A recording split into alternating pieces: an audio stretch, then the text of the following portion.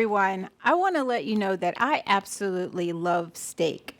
So you can imagine how excited I was when the restaurant started to open again and I could get a little dressed up and just go and sit down and enjoy my favorite meal. So all day, I thought about the huge salad bar where they had all these fruits and cheeses and then that steak. So we get there, and I look over at the salad bar, and it's not quite what I imagined, but that's okay. I was still looking forward to that steak.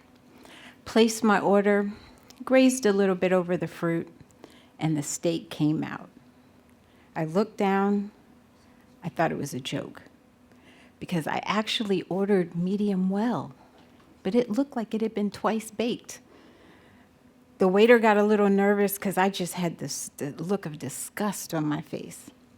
And over I could see the manager look, and he rushed and said, "Oh my gosh, ma'am, you don't understand. After the pandemic, we can't get cooks in. We can't hire anyone. We're really short-staffed. Please just let me bring you another steak." That's okay. I'm good for do-overs. So the steak came, and it wasn't quite like I had imagined and thought about all day, but it worked. Weeks went by, and we decided to go again. How many of you have ever liked something so much you've gone to a restaurant and given it a second chance? So we walk in, and the hostess, she greeted us. All was right. I was like, oh my goodness, they really did get it right. I'm glad we came back. The people were laughing, but I was a little excited, but I still wanted to hold out because, I got excited before, and the steak kind of disappointed me. But I placed my order, and I kid you not, as the steak came out from the kitchen, all sound to me just went away. I could actually hear the sizzle as it was coming to me, getting into its final resting place. I looked at it, the juices were flowing, I cut into it, it cut like butter, and it was delicious. Steak redemption. I just couldn't believe that all was right. So I started thinking, what could have happened? As we got ready to leave, I wanted to make sure the manager knew that all was right in steak paradise. So I just had to tell him. He was so appreciative that I came over, and he started telling me about this program that he found these new employees. They were employees where he had to do very little training, and they were all about giving people second chances. They were for returning citizens. Returning citizens, for those of you who don't know, are formerly incarcerated individuals.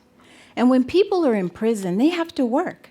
So whether it be laundry or landscape or cooking, those are skills that these people have had over years. So everyone was winning. But it's not always that easy for a returning citizen, because not every returning citizen has a manager that will employ a program like that. Not every returning citizen has a community that will embrace them and not call them by their name. They always call them by their mistake. See, I know this all too well, because when I came home, I had to come and return home to a city I knew very little about. I had no cell phone, and I had to rely on the kindness of others to get me from one place to the other on the bus, because I just didn't know. And often, it was going to an interview of where I was going. I had to make sure I got there on time, only to be told no and denied that second chance because of my mistake. Not because I didn't have the skills, but because of my mistake. But all isn't good, because let me just tell you something. If it had not been for my mistake, I wouldn't have met the strong and courageous women that I did, that I will continue until the day I stop breathing to fight for. Had it not been for my mistake, my family would not have learned to have the courage to carry on and carry through. Had it not been for my mistake, I would never have felt or discovered my authentic self that allows me to drown out the superficial rhetoric that often comes to my way. But I know that for many of you, When you think of a returning citizen, you have this vision of this violent person coming to invade your space. But that's just not true. See, let me tell you, during the pandemic, 11,000 people, 11,000 people were returned home from prison. 11,000. That's a lot of people that are looking for a second chance. And only 17 were rearrested for new crimes. Everyone wins with a second chance.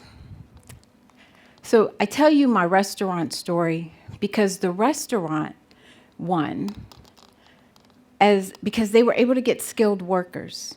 And as I mentioned before, people work, returning citizens work every day that they're in prison. So that's a lot of skill, that's a lot of experience, that's a lot of employable people. The returning citizen wins because they are finally working independently. They are able to help their families, and they're able to get back into their community and be seen for what they do and not what they did. And finally, the community wins because that's one less business that has to hang a permanently closed sign on their door.